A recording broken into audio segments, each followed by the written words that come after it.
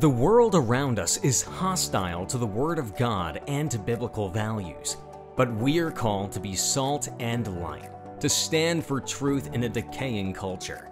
We are not called to run from the fire, but be willing to step into the fire. God has placed you at this time in history on purpose and for a purpose. Join us as we get better equipped to address civics and culture from a biblical worldview. Welcome to Into the Fire, powered by Dream City Church. Let's welcome our hosts Alison Furno and Debi Vandenboom. Today's topic is Inside Arizona's Abortion Battle with special guest Josh Chumley. Josh, you are a leader at Dream City Church. Explain to us how you got involved in the pro-life movement. Well, really, what really got me started, honestly, was when I was a kid, but we were marching around the courthouses with these pro-life signs in the 80s. But you fast forward so many years later, I worked at the Alliance Defending Freedom for a few years, and I led their church and ministry program that we started there. And it really just perked my ears up to actually what the church is doing today and how it's speaking biblical truth into culture and not allowing culture to speak it into the church. And so pro-life became so defined actually when I found out my sister had an abortion 10 years before that. And I had no idea. And yet we're pastors' kids growing up in the church.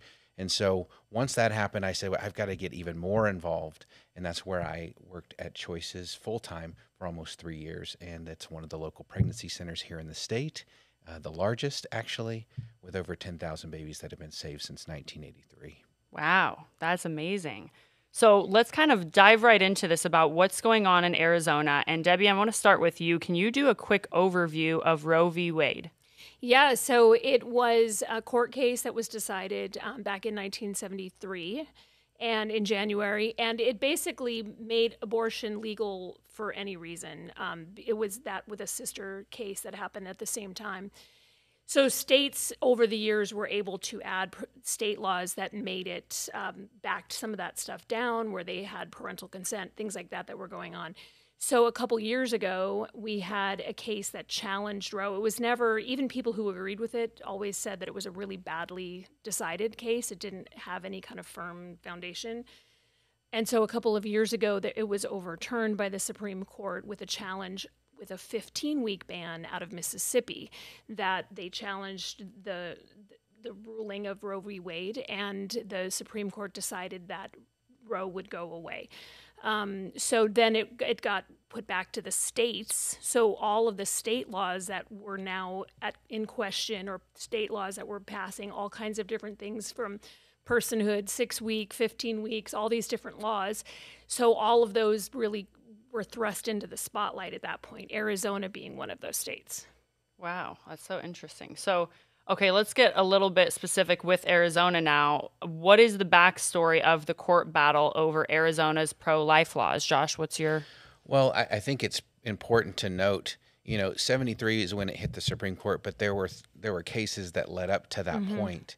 And then there were more cases after Roe, specifically Casey versus Planned Parenthood in 1992, that was establishing the viability of the fetus. And so when the Dobbs case came down, it actually started to shred every argument that was proposed on why abortion should be legal, because if you can move it to 15 weeks, it's a moving target at that point. Mm-hmm.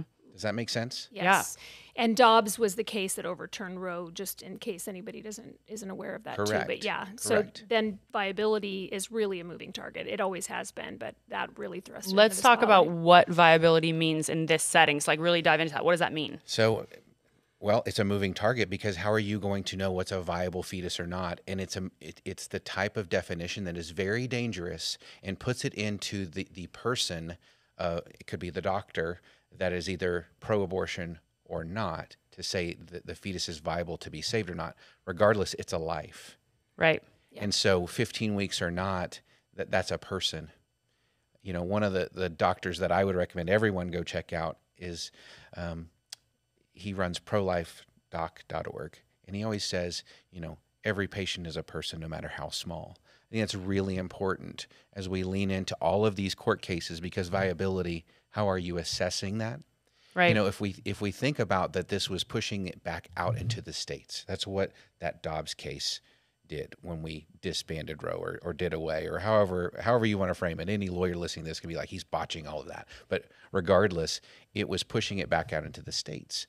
So what did Alliance Defending Freedom do? They approached Choices and said, will the medical doctor on his own free will be what they call the guardian ad litem, which is essentially the caretaker or guardian over all of the preborn, based off of a case in 1864, the pre-Roe law. It's very confusing if you really want to get into legalese, but the bottom line is it existed before Roe. And so when it got pushed out into the states, the Arizona Supreme Court had the doctor come in, Dr. Hazelrig from Choices, and said, will you represent? And so the Supreme Court weighed in on that a couple of weeks ago. I've already heard arguments on, well, it's a Civil War relic. That's the top line message, right?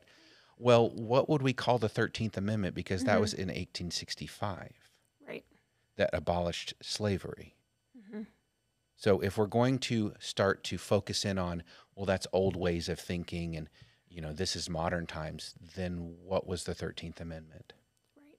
Just because it's old does not mean it's irrelevant. The freedom of religion, freedom of speech, freedom to bear arms, all of those are old laws. Right. They're all old.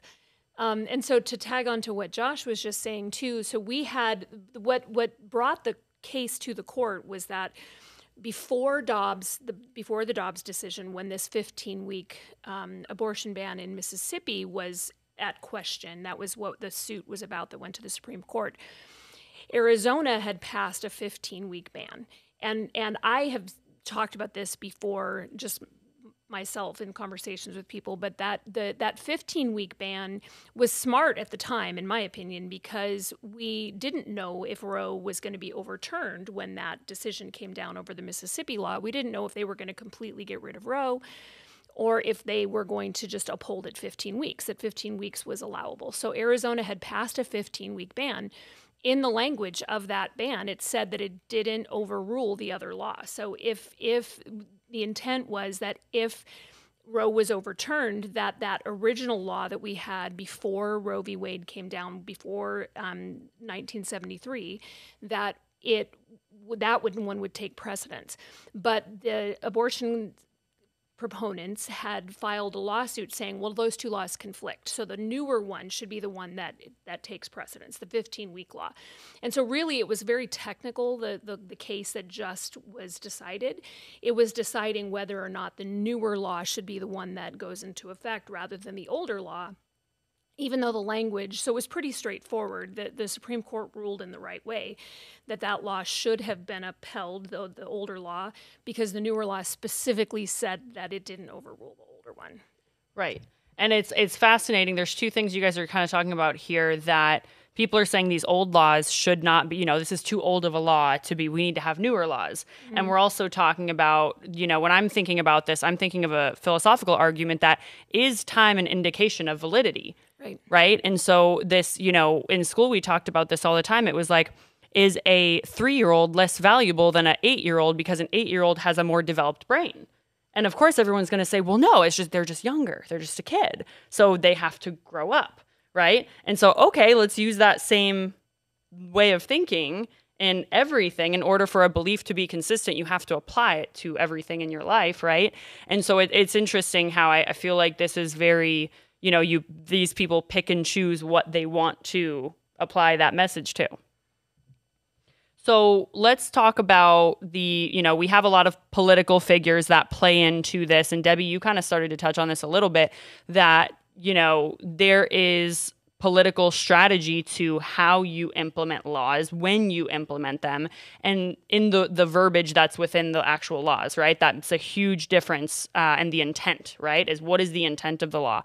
And so many political figures, including many who say they're pro-life, are saying vastly different things on everything happening, specifically in Arizona and really across the nation. There's a lot of conflict there. I think it's the most controversial topic on the internet, to be honest. So how does political strategy play into what's going on with these laws? Yeah, so It's interesting because when we're talking about it, when I'm talking about it, I'm thinking it from a biblical perspective, right? That the biblical truth is what takes precedent. That's the top thing, and then the political part of it is secondary with everything that I do. But I'm not in office, right? So it's a little bit different when you're in office, when you're running for office. And we see it even biblically that you have figures that, kings needed the church to speak into them. They needed the figures of the day, whether it was Elijah or Daniel or whoever it might be, Esther. Those people needed to be able to speak into the leaders to give them that moral compass, right? Right. So, of course, political figures are going to have different ways of approaching it. They're looking at it from a political perspective first and a moral perspective second. A lot of them, not all of them. Right. So I think we do have to have a little bit of grace when we're looking at people and saying, okay, that doesn't necessarily mean that we completely, throw that candidate out.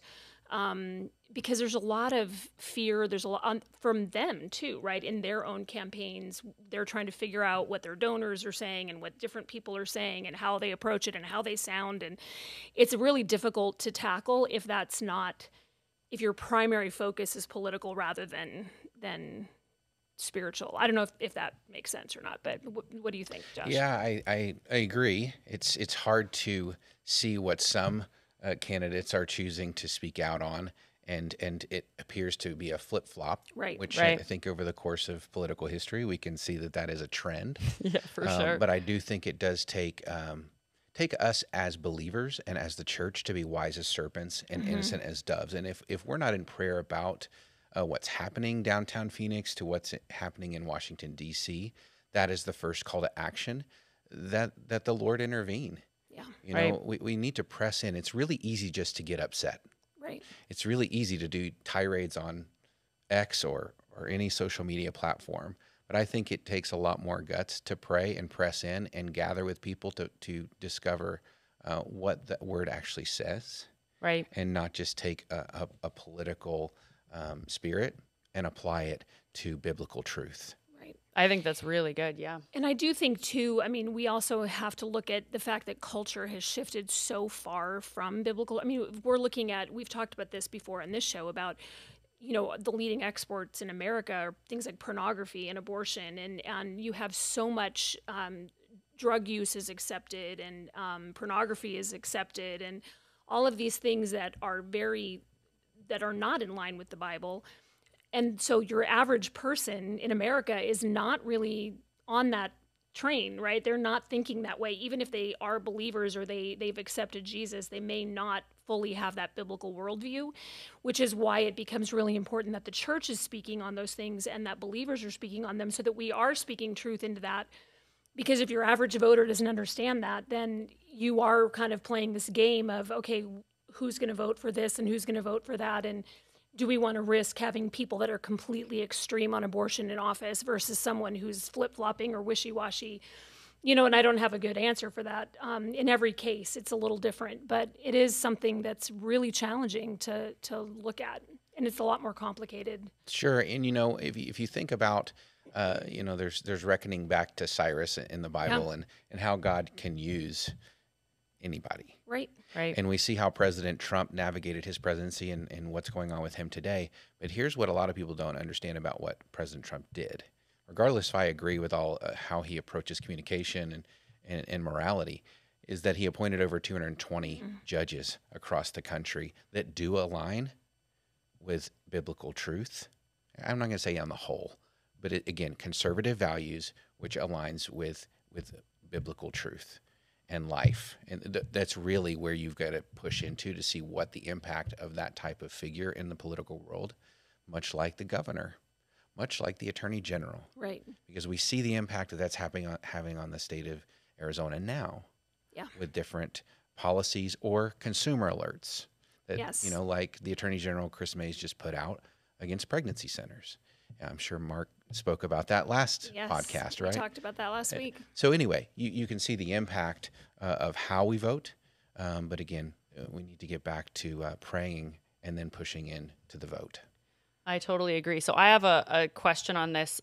Something I hear all the time is people that are, you know, there's a lot of, like you guys were just talking about, we need to have grace when we have these conversations with people because there's so much anger and just aggressiveness from both sides often that people are willing to fight tooth and nail about this. But how would you, and I want to ask both of you this, how would you, in a setting where you're talking to somebody, explain or prove your views from a biblical perspective? Like, hey, I'm pro-life and here's why. Here's what I have to back that up. What would you say for that? So I start off with Genesis. Whether or not they want to believe Genesis or not, he created them male and female. Right. He created them. I know we go to Psalms 139 quite a bit in the pro-life movement and knitting them, knitting us together in mother's womb. But really it starts off with, do we believe God is a creator and that he created us to serve him? Regardless of circumstance on how we come into being in, Right. in all of the different circumstances that the other side likes to argue, that life is still life. And who are we to take it Right. in those circumstances? And I think that the movement of culture is really about making ourselves God. And, there's a great book, Return of the Gods, that really goes even deeper in behind the demonic forces as it comes to things like pro-life. So it's interesting to me, and I know it's a little quippy, but the people that are arguing to take a life have life. Yeah, that's true. Yeah. It's very true. And it's a really good point to say, this is when we talk about it, but we don't always get into thinking about it. These are the most vulnerable people who have no control over anything, right? And it's like for humans who are already established and are fully developed and all of that stuff, I mean, you're right. They're saying, hey, I'm going to decide if you're here or not here. And it really is. It is. That's a really good way to describe it. I like that. Debi, what about you? What would you say? Yeah, so I like Jeremiah 1 that says, before I formed you in the womb, I knew you. That God has a plan. I mean, either God is the author and finisher of life or he's not. I mean, it's pretty straightforward. Either he designed every life or he didn't. And so if we are believers and we believe that he designed every life, then again, like Josh said, who are we to decide that that person's life is not valuable or that person is going to have a difficult life?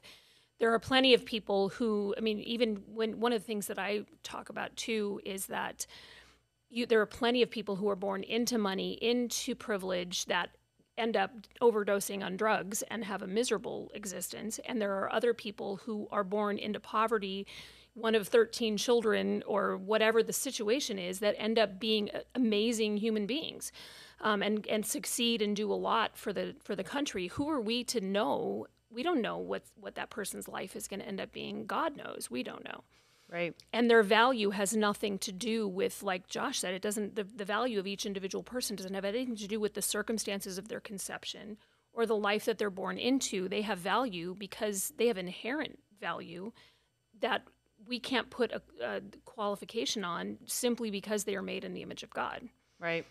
Yeah, human dignity is something I don't think the evangelical church talks enough about. Mm-hmm. I think the Catholic Church actually does a great job of talking about human dignity. What is dignified for a human? And so I think if we can educate people even more about that, the pro-life and abortion argument didn't start in 1973. Yeah. In 1845, they had a procedure called quickening. And the woman would take this certain liquid to see if the baby was moving around, whether or not she could abort or not. Really? And it was really easy to get around that because you just be like, no, I don't feel anything. And guess what the first grassroots movement was? It wasn't the moms. It wasn't the conservatives. It was the doctors and physicians that said, I don't want my hands in this. And then by the 1900s, it really started to shift until about 1965. Now, in the middle of that, you had Margaret Sanger come in the 20s and 30s, writing Vitriol. There's one called The Woman Rebel that she goes on to say, women should be able to have as much sex as they want, and the best thing you can do for an infant that is not wanted is to kill them. I mean, these are verbatim. Right. And so I like to bring people back to, this is not just a 1973 American issue. Right. I did talk about the demonic gods of even Molech, right, back in Mesopotamia, but it's humanity. Right. And we have to know what humanity is prone to do, right? That's why the Lord even sent the flood. Like, He was like, there's nobody left here, man. Like, and Noah and his crew was it.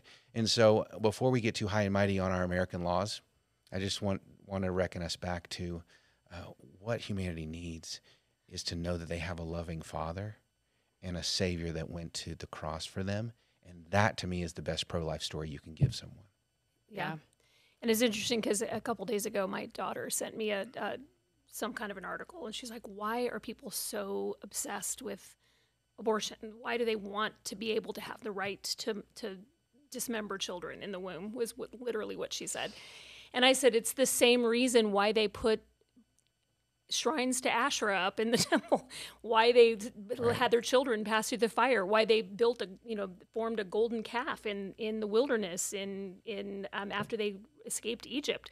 It's because, like you said, we're substituting something for God, that we're looking where it's idol worship. And it goes to that book, that Return of the Gods. The Josiah Principle was another, or Josiah Manifesto, was the second one. Those are both really good books that talk about that. It's really an ancient battle. It's the same thing.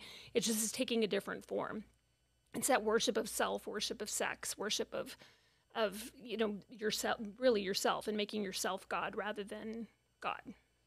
Right. Well, and how can you have a full perspective of how important your life is if you don't know who God is, right? And that's a big reason why when I'm talking to people about this stuff, I do have empathy and I have compassion, because you see a lot of them, they just don't, they've been told this is what respect is being able to do whatever you want. They've been told that this is the only way for you to have real healthcare, is to be able to make all of these choices and to be able to, so it's interesting because they've been fed lies, and especially people who have gone through trauma, people who have gone through miscarriages and all of this kind of stuff. And there's political ads out right now about that, about people having miscarriages, and how, the big pro-life political figures are the ones that are going to stop anything. And, there's the possibility of you dying, and there's all of these things that go around it. But it really comes down to exactly what you guys are both saying, is that if people don't understand who God is, they're not going to value their own lives. They're going to be the God of their own life. And that is a big core of it. And no policy will fix that. Right. Right. That is true. The church needs to be in the middle of that. Right. It's a hard change. That. Now, do we need good people in office? Do we need great Absolutely. It has long-term impact. But that, I always say, abortion is not a political issue. It is a heart issue. Right. It's true. And we need people who are willing to speak into those political figures. Because, again, back to the Cyrus issue. I mean, if you have church leaders who are willing to speak to political leaders, they can have influence and can have an impact on what kinds of legislation is going forward, even if that person is not super solid on their own. They can have a lot of influence. And I think, too, what we were talking a minute ago about education, there's also a lot of misunderstanding just about fetal development, about what an abortion actually is. People don't understand that. And so the enemy loves to, it's back to the garden. Did God really say that? Is this really what's going on? Trying to breed fear into people's lives. And if you don't understand the biblical truth, if you don't understand the scientific fact of what pregnancy is, what an abortion does, then it's very easy to fall prey to those kinds of ads that want to breed fear. Yeah, I completely agree. So let's talk a little bit about the abortion ballot initiative here in Arizona. How does that connect and relate to what's currently going on? Do you want to answer that, or do you want me to? You go for it, and then I'll weigh in. Okay. So we've talked about this several times on this show, but so I'll just give the brief synopsis. But we have an abortion ballot initiative that the abortion forces are at work trying to get on the ballot in November this year, 2024. They've been collecting signatures. My guess is that they probably have enough signatures or are close to having enough signatures to file it. Now, whether there are legal challenges that go with that, who knows what'll happen. But it is an extreme ballot initiative that would open the door to abortion through all 9 months. I mean, we were talking about that a little while ago about viability, and it's really murkily described in the ballot initiative. What line is it? And it gives abortionists the right to determine whether they think it's necessary. So if you're making money off of doing that procedure, are you the one that should be able to say whether it's necessary or not? So it does open a lot of doors to parents not being able to know if their child is having an abortion, to all kinds of taxpayer funding, lots of things that this opens the door to. It's very extreme. Yeah, I mean, I read the other day, and you never really know. It's kind of like looking at polling, whatever. that they have over 500,000 signatures at this point. You know, I was speaking to someone the other day, and they said someone came up to them in the school line to pick up their kids. Wow. Like, you're going to get your kids. Right. And they're saying, here, sign up for this extreme measure. And I think it's really important to continue to express how extreme it is. Life is valid at all stage of pregnancy. But let's just go with some of the arguments out there. How could you see an 8-month-old, right? Right. And consider doing away with that child? It just doesn't make sense. In a violent way. Right. And then, you know, if you further unpack it, and I would ask people that are listening to go out and explore what this actually says. And you may think it's a lot of legalese, but I think you can simply distill it down that chiropractors, physical therapists, people that have a doctorate could perform these quote unquote procedures. There's also a clause that says if you drop someone at one of the abortion clinics, you can't be prosecuted. Well, guess who would that be protecting? Maybe sex traffickers? Yeah. In the last clause, I was with a gentleman yesterday. He founded Alliance Defending Freedom, Alan Sears, and we were looking at this together, and he showed me the last clause in that abortion ballot. And basically it says you can't overturn it. Right. Wow. Like, it's in there. Wow. Like, there's nothing you can do at that point. No age limits. So if you really want to talk about how ugly it can get, rather than just dealing with the outside, you know, the incest, the rapes, you know, the things people like to go to, right, to say the life of the mother, those types of things. But why don't you take a really close look at what actually this says? Because it is extreme, and people need to be ready. And with no age limits, that means that you could have a soccer coach abusing they like to use the example of a 12-year-old, right? But they could have a soccer coach that's abusing a 12-year-old that can take her to an abortion clinic. He can't be prosecuted for taking her to an abortion clinic, which is eliminating now the proof that he was molesting the girl, right? I mean, that if we want to go extreme cases. Right. So it opens a door to a lot of really dangerous things that could go on in there. I mean, that's an extreme example, but there's nothing in there that would protect against that. Right. I think the website is itgoestoofar.com. Yes, itgoestoofar.com. And that's a great one just to start with. And you may think, well, this could be propaganda. Just read it. You go check it out, and what it actually takes excerpts out of the abortion ballot. It doesn't reframe it. Right. Another website to go to that I think is really helpful is abortionprocedures.com, because it goes through all of the different abortion procedures and what they actually do at those different stages, because I think people largely do not understand just how brutal they are. Right. And it's tough to look at them, but they're not done in in a dramatic, emotional way. They're doctors that are explaining each procedures, doctors that have performed them, that are explaining them in a very clinical way. So it's not super graphic. Yeah, I think it's important for people to hear that this may sound like it's just Arizona, but this is just setting a stage for other states that would like to challenge. And if it gets passed here, why couldn't it get passed somewhere else? Well, and these ballot initiatives are going on in a lot of states at the same time. They're trying to do this nationwide. Right. And this goes into the state's constitution. We didn't really mention that much on this podcast, but it's really important. This isn't just something that can just be overturned. Right. Right. So on to the next question, which is directly kind of what you're getting into, is how should Christians and the church respond to this going forward? I think 100% you've got to be educated. Yes. On what's happening and not put your head in the sand. Right. And just pretend like it's not there because it didn't impact your family. But what if it did? Right. Because I think it does. Or maybe it's teaching our children about what this all means versus just making them some militant force for conservative values. And, I want them to know the word, but I want them to know why the word is important when they're speaking to people with grace and truth. Right. Right. And so I think you got to practice some of that with your fellow friends on how you say things, or not saying anything at all. You challenge yourself on both ends. The really vocal people, how are you going to say it? And then the people that don't say anything, you need to learn how to speak up. Yeah. Right. Yes. And also keeping in perspective of how to frame it biblically, to know what you're talking about, really think through those things. How can you have those conversations? And to pay attention and really be praying about voting, who to vote for. Staying home from elections is not the solution.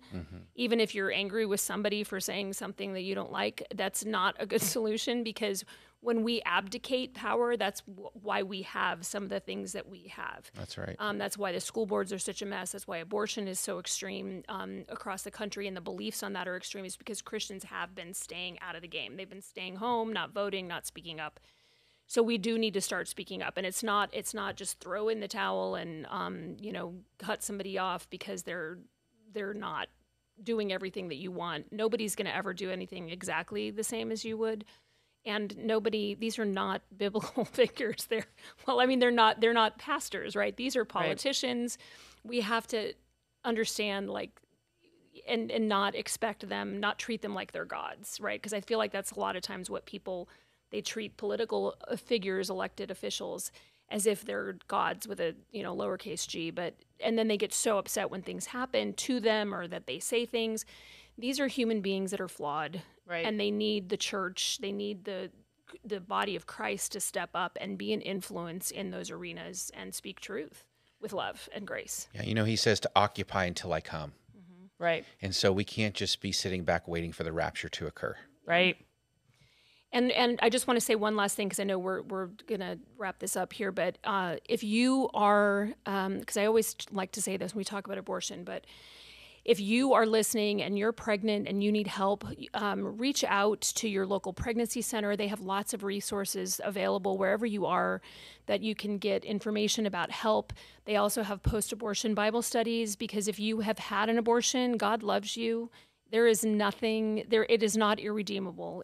You are His child, and He loves you, and you can have hope to move past that and to feel forgiven and set free from that. And also, too, another thing is that the abortion pill reversal, which we didn't talk about today, but abortionpillreversal.com, if you've taken that first abortion pill or you know someone who has, and you've changed your mind, there is hope to change that as well. Yeah, that's a great finish. I mean, like you guys are saying, we live in a fallen world, so we should not be expecting to have everything how we want it, but we are called to live that life of bringing people to God, of winning souls, of being the light in the darkness that we see. So thank you so much, Josh, for coming on the show today, and thank you for listening to Into the Fire, powered by Dream City Church. You can listen to this podcast on Apple and Spotify, and follow us on social media. Find all the info on the show notes. To learn more about Dream City Church, visit our website at dreamcitychurch.us. Thanks for listening.